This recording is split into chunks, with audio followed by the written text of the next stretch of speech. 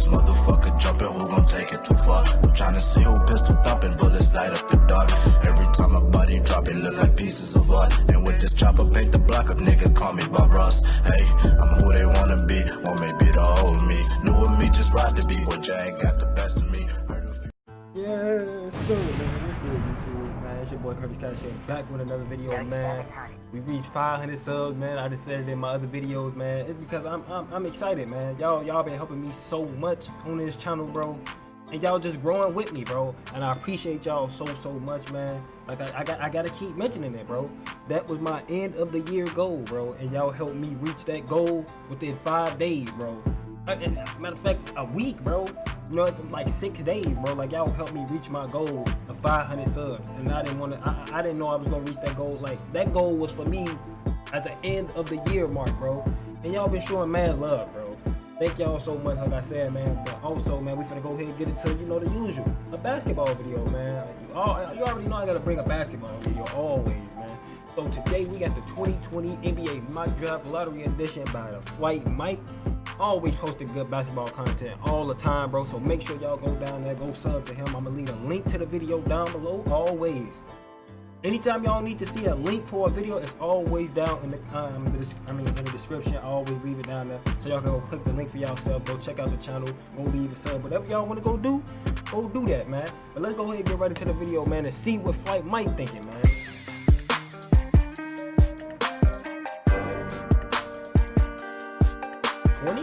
That don't seem like that, man. There's no way. Is this just how your intro looks like? Okay, I got that.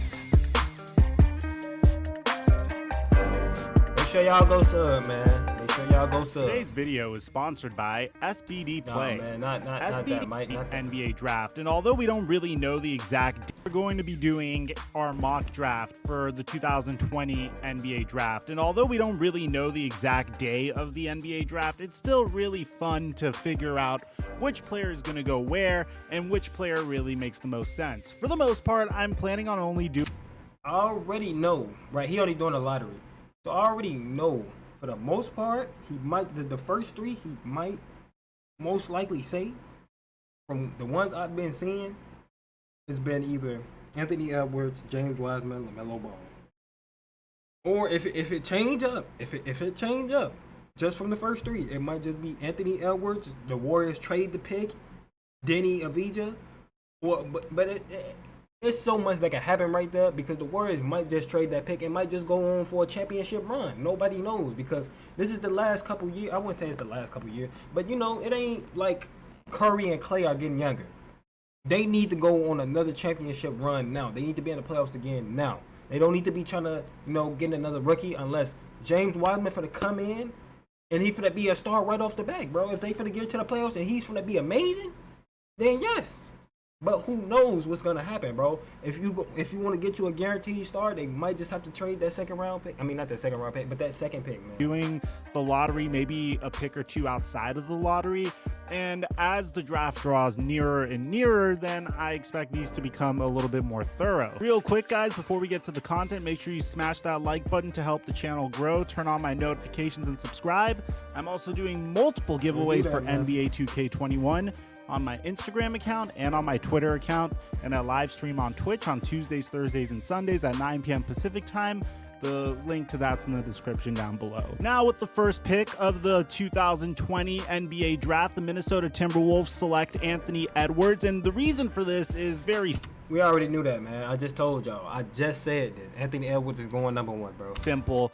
Originally, I thought that on paper, LaMelo Ball would make a lot of sense in a system with D'Angelo Russell. They're both great scorers. They're both great passers, because I always thought LaMelo's kind of underrated in passing. He's also 6'6", so he gives the Timberwolves a lot of length, and he also has the name LaMelo Ball, so that could already draw a lot of people to the Minnesota Timberwolves just to watch games. But yeah, Anthony Edwards is just such a good complement to D'Angelo Russell and Karl Anthony Towns. He could hit the three ball, he has tremendous athleticism, and he has a very high ceiling, and we already have an idea of what his floor is going to be. I don't think we've ever seen a situation like this since the Philadelphia 76ers traded up for the #1 pick in the 2017 NBA draft to draft Markelle Fultz, and in hindsight, they probably should have just stood pat and drafted Jason Tatum, but Dummies.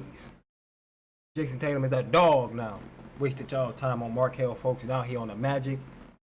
Idiots. But at the time of this video, the Minnesota Timberwolves need a shooting guard the most, and Anthony Edwards is literally the skill set that they covet. Therefore, I don't think they're going to overthink this, and they're going to draft Anthony Edwards No-brainer, bro. Complete their very promising young trio of D'Angelo Russell, Anthony Edwards, and Karl Anthony Towns. Now, if you think LaMelo Ball should go here or James Wiseman, give me your reason why in the comment section down below. No point of James Wiseman. They already have Karl Anthony Towns. And they not going to slide either of them to the power forward. That's not going to happen. LaMelo Ball, no. Like, just because the attention, no. I can see that for the Charlotte Hornets, but not for the Minnesota Timberwolves. You're not finna pass up on the best player in the draft just so you can get LaMelo Ball for attention. No, you're not gonna do that. Please. No, come on. I could see from like a business perspective. Maybe just for, you know, some ticket sales and some jersey sales. But he's by far the best player in the draft. You're not finna pass him up for LaMelo Ball. You're not gonna do that just for some ticket sales. You're not going to do that. Well, but I don't think they're going to overthink this one at all. With the second pick of the 2020 NBA draft, the Golden State Warriors, assuming they don't trade out of this pick. I just said that. Just assuming that they don't trade. And a lot of people think they might just trade because of Curry and Clay, bro. Because they don't know what's going to happen with James Wiseman. You don't know. You don't know if he's going to come in and be a right-away star and y'all get to the playoffs and he's going to help y'all in any type of way. Or is he going to be like, you know, kind of like a bust or just not ready, you know, just to be on that pedestal already. You don't know. Because I just feel like this is a prime spot for a team like the New York Knicks or the Detroit Pistons or even the Atlanta Hawks to trade up in order to select LaMelo Ball. But in this instance, we're not really doing a mock draft with trades. If that's something you'd like to see, let me know in the comment section down below. And if this video gets over 5,000 likes, I'll definitely do that. But in this case, the Golden State Warriors are just going to stand pat, and they're also in a situation where need meets best player available, and they're able to take James Wiseman. And here's the beauty of this. If the Warriors decide to run it with James Wiseman, Andrew Wiggins, Steph Curry, Draymond Green, and Klay Thompson, I still think that's a playoff team. I think that's a team that could actually contend. Andrew Wiggins needs to change up something. Like he got to do better though. James Wiseman not James Wiseman, but Andrew Wiggins got to do better. He has to do better. He has to do better. And hopefully Klay come back healthy, good, same old Klay. Curry come back ready to fire off on all cylinders. Draymond, maybe Draymond get back in, you know, into it, bro, because a lot of people were saying Draymond is only good when he has superstars on the floor with him. And if that's true, maybe Draymond will be back to Draymond, right? Maybe Draymond will be back to Draymond with Curry and Klay, you know, his best buddies back on the floor with him. Possibly, if they decide to package this pick alongside Andrew Wiggins and maybe even Draymond Green and send him over to Milwaukee because, you know, there's a specific star over there that might want to leave Milwaukee after this year, then they have the option to do that as well. But again, we're not covering speculation for the Warriors. We already made a whole video on that called Why the Golden State Warriors Have Been Fooling Us. I'll leave a link to that in the description down below. I feel like the Warriors, if they took James Wiseman and stood pat, they're going to be in a great position to succeed moving forward. With the third pick in the NBA draft, the Charlotte Hornets, assuming they don't overthink this and completely mess it up, draft LaMelo Ball. Now, I understand Devontae Graham was the second leading vote getter or the third leading vote getter for the Most Improved Player of the Year award, and the Charlotte Hornets aren't really a team that really catch a lot of headlines nowadays. You don't... He already finna say what I've been saying. They're gonna get him to sell jerseys and tickets. That is gonna be the main reason they're gonna get LaMelo. Headlines, spotlight on them. See, what's LaMelo gonna do next? That's gonna be the main reason. really see Skip and Shannon sitting down and talking about Charlotte, no matter how good they are. And this is a team that's owned by Michael Jordan, so they definitely need some marketing power over here, and LaMelo Ball could be just what they need. Now, if LaMelo fulfills his potential, then he could potentially bring a lot more than just good basketball to the Charlotte Hornets. He could fill up seats as a result as well. Bear in mind, Charlotte's a huge basketball town. Raleigh, North Carolina is notorious for producing some of the best NBA stars in today's game. But the problem is they don't necessarily need another guard. They have other needs all across the board. But when you're selecting with the number 3 overall pick and you just recently let Kemba Walker walk for absolutely nothing, and you have Miles Bridges already occupying one of those forward positions, then you might as well go guard here and just hope that LaMelo Ball meshes with Devontae Graham very well. With the 4th pick in the NBA draft, I have the Chicago. Okay. Yeah, this is what I was thinking. This is exactly what I was thinking, bro. He might just be the best player available for us to take. A lot of people saying Obi. A lot of people are saying Obi too, though. It's a lot of mixed emotions between Denny and Obi, right?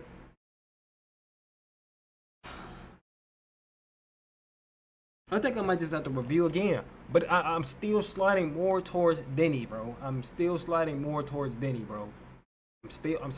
there more towards Denny. I mean, but I've been watching some things with Obi. But I'm still sliding with Denny, bro. Bulls selecting Denny Avdija. Let me know if I said that properly, guys, in the comment section down below. Even though I personally always root for Israelis, I'm Middle Eastern myself, I just can't help but feel like Denny probably has the biggest boom or bust potential in this entire draft based off of just one simple thing. Everyone's calling him the light version or the next version of Luka. I'm tired of hearing that, bro. I'm tired of hearing people call him Luka, bro. Why do y'all keep calling him Luka? Why can't players be their own players? Just because he's from across, overseas, now he's the next Luka? Like, Luka has only been in the league for two seasons. He hasn't even been here. We know what Luka can do, bro. The fact that he's already getting that comparison to Luka, that's gonna make him feel like he already. Regardless, you got you gotta live up to something, bro. When you get here, when you get to Chicago, you got a lot. You got a lot of people who finna be looking at you. Me and a bunch of other Chicago Bulls fans, and not even just Chicago Bulls fans, but just a lot of people who've been watching you and speaking highly of you, bro. So I just really hope he don't disappoint, man. Doncic. And whenever you tend to call a player the next coming of anything, more often than not, they typically end up busting. And I hope I'm wrong, because it'd be really fun to see more players like Luka Doncic come to the NBA. And I'm hoping Denny is able to fulfill his potential as a result of that. But if he is able to fulfill his potential, the Bulls are a phenomenal scheme fit for Denny to go to. Yes, because sir. He is the type of forward that is going to be a point forward. He's going to be creating for his teammates. And the Chicago Bulls are a team that have tremendous guard scorers like Kobe White and Zach LaVine. Yes, and Kobe sir. White's more of a scorer. He doesn't really try to create plays for his teammates. Same with Zach LaVine. He's a tremendously athletic scorer as well. He has Lauri Markkanen also at the 4 position. So I think this is the perfect pick for the Bulls. And I really hope it pans out, because if he's able to scratch the surface of his potential, then you could see the Chicago Bulls finally making it back to the playoffs with the core that they have in place.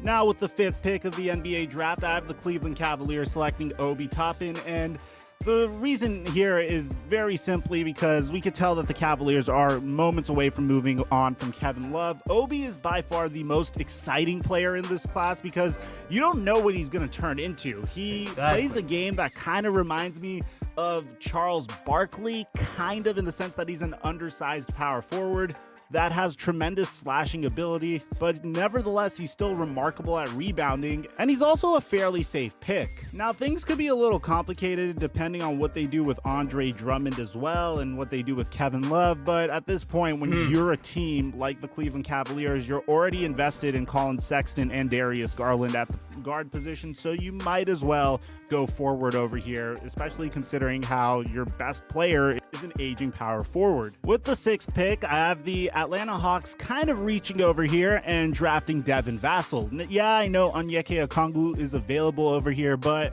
the Atlanta Hawks literally just traded for Clint Capella. So they have the center position locked up. They already have John Collins at the power forward position, so I don't think they're going to want to mess that up at all. But they desperately need some help on the wing. And that's where Devin Vassell comes in. He's a wing player that's about 6'10", and he is a phenomenal. Cam Reddish is trash. He need to do something, bro. I'm glad. I'm so glad we did not get Cam Reddish. I am so glad, bro. Like I told people last year in the draft, if we would have got Cam Reddish, I would have been upset. I really would have been upset. And I'm so glad we didn't get him, because Cam Reddish did not play to any type of potential. And I've seen it because he was like the third option. So no, bro. I'm just so glad we didn't get him, bro. Phenomenal shooter and also has tremendous defensive potential. I think he'd be a perfect complement to Trae Young, although he does occupy a very similar role that Cam Reddish and DeAndre Hunter also occupy. I still think that they might as well roll the dice on another player like that, as opposed to selecting a player that could potentially be sitting behind Clint Capella and eventually completely ruining his potential. And I'm talking about Okongwu. Now with the 7th overall pick, I have the Detroit Pistons selecting Onyeka Okongwu because I feel like this is a perfect scenario for him. You join a Pistons team that has Blake Griffin, a tremendously talented power forward who could potentially mentor Okongwu as well. He also has Derrick Rose feeding him the ball, and you have Luke Kennard that could hit the 3. I think this is a good core moving forward, and this is a team that could even potentially compete for an 8th seed, assuming everything falls into place. And I think Okongwu probably has the highest potential in this entire NBA draft. Now with the 8th pick, I have the New York Knicks selecting Tyrese Halliburton, and bro, my heart I don't even know who this is. goes out to Knicks fans. They have just had the worst luck throughout the past couple of years in the offseason, but this could potentially be a blessing in disguise because Tyrese Halliburton is the most pro-ready out of all the guards in the top 10. LaMelo is, of course, the sexy name. I'll draw fans to the seats at Madison Square Garden, but I think Halliburton could be better early on, and that's exactly what they need, especially considering the fact that they already have way too many projects going on, and historically they haven't been too great at developing those projects. Yes, Kevin Knox, I'm looking at you. Now, with the 9th pick, I have the Washington Wizards selecting Killian Hayes, which is this year's mystery because he's a point guard out of France, but he's 6'5", has tremendous upside, and is fairly athletic as well. And the Wizards are more likely than not going to be moving on from John Wall after he tore his Achilles this past season. So I think it's good to have another guard waiting in the wings that could potentially be developing, that has a similar body structure to John Wall, while they're trying to find a suitor to move on from John Wall, or maybe just have him come off your bench for a little bit and until he's ready to take over and see what you have in him. But at the end of the day, I do think the Wizards could use a player that could be paired with Bradley Beal, because he can't just do it all by himself, and the backcourt definitely needs an upgrade. Now, this next pick might not be here by the next time I do a mock draft, because I see this player shooting up draft boards, and that's Patrick Williams been going crazy too, bro, as far as picks. Now, I did a video on him already. So y'all been saying he should go up too, like he just said, bro. Patrick Williams from Florida State going to the Phoenix Suns. And it's mainly because the Phoenix Suns need a player like this that has tremendous defensive potential, that could potentially hit the 3, that can also tween between the 3 and the 4 position, and that's what Patrick Williams could do. He could be a versatile power forward, or he could be locked in at the small forward position, and if he does develop his shooting ability a little bit more, then the Phoenix Suns are going to be very tough to stop. With the 11th pick, I have the San Antonio Spurs selecting Isaac Okoro out of Auburn University, who is a perfect fit for the Greg Popovich motion offense. Now, Okoro is very, very raw to begin with, but if there's one thing that the San Antonio Spurs have historically done really, really well, it's develop raw talent. Just look at what they did with Kawhi Leonard. Like, the guy couldn't even shoot coming into the NBA, and they completely redid his jump shot, and now Kawhi is one of the most deadliest mid-range assassins. The Spurs can't do that, bro. Spurs can do that. They can turn any player into a superstar for the most part, bro. In the game. Okoro brings length and defense, and I hate making the Kawhi Leonard comparison because I think that's just so cheesy, and he doesn't have he's not as tall as Kawhi. I see him being more of a Justice Winslow type player, maybe even better, but of course, any good player that Popovich has been able to get his hands on ends up being really great. With the 12th pick, I have the Sacramento Kings selecting Precious Achiuwa out of Memphis University. Now, he's another very raw player, and I don't really know how I feel about the Kings' ability to develop him, but if they are able to develop him, they have a potentially really good player over here that could stretch the floor for them. With the 13th pick, I have the New Orleans Pelicans selecting Saddiq Bey out of Villanova, who is just going to provide them additional three-point shooting. It's not much that you really need to overly analyze. He's a 3-and-D type player that could be a little bit better, but I'm not going to just sit here and say each and every one of these players could be better than what they are. His floor is just a 3-and-D prospect, and every team could use that, especially if you're the Pelicans. And with the 14th pick, I have the Boston Celtics making a pick that will drive everyone crazy because they tend to do this, and selecting Cole Anthony with their 14th pick from the Grizzlies. Now, I don't even think they really even need this player. I just think they'll do it just to piss us off. Imagine Kemba Walker goes to the bench and then bam, you have another scorer coming off of the bench in Brad Stevens' system. Now, again, I don't think it's absolutely necessary. I just think this is something that's more likely to happen than not. And with the 15th pick, I have the Orlando Magic selecting Theo Maledon out of France as well. This is a player that could potentially start over Markelle Fultz or join him in the Orlando Magic's backcourt. Either way, I think he's definitely worth using a draft pick on because he's shown tremendous promise coming out of France, and he does seem to be more of a off-the-ball guard anyway. Okay. For the most part, I agree with the picks. I definitely agree with most of them picks. So, nothing I really have to comment on that. That's pretty much how I think they might go, right? There's nothing else I can really comment on as far as that. The only person I can see probably moving up for the most part or even changing the most is probably Patrick Williams, because his name has been going around a lot in the mock drafts, and as far as like even in my comments for his videos and for the Devin Vassell video, like somebody was saying something about him in there. So if anybody's gonna move the most, it'll probably be Patrick Williams.